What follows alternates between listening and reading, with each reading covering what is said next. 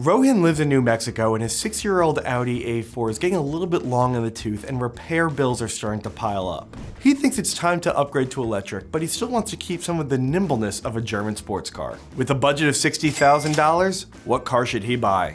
Rohan, what I'm going to suggest isn't German. It's not really even European anymore, but it's very cool. The Polestar 2. I just drove one a few weeks ago, and let me tell you, it's a magnificent car. Even though this car is heavy, I mean, it's an EV after all, it's still gonna be nimble and fun in the corners, especially if you give it a boot full of your right foot. In fact, there's enough power in the dual motor, you might actually be able to spin the rear out every once in a while, just for a little treat for yourself. Even better than that, it's gonna come in right under your $60,000 budget. Now, you can't get too many options for that, but you probably could go find a used one for about that price, maybe even a little bit lower. Those cars are starting to come off lease now. It won't be brand new, but it's still gonna do what you want.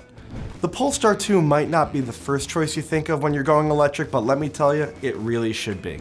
Few cars combine such a wonderful package, such a pretty design, and such a lovely interior with that much power and refinement. Rohan, take your 60 grand, buy a Polestar 2. For more car buying advice, check out Jalopnik.com.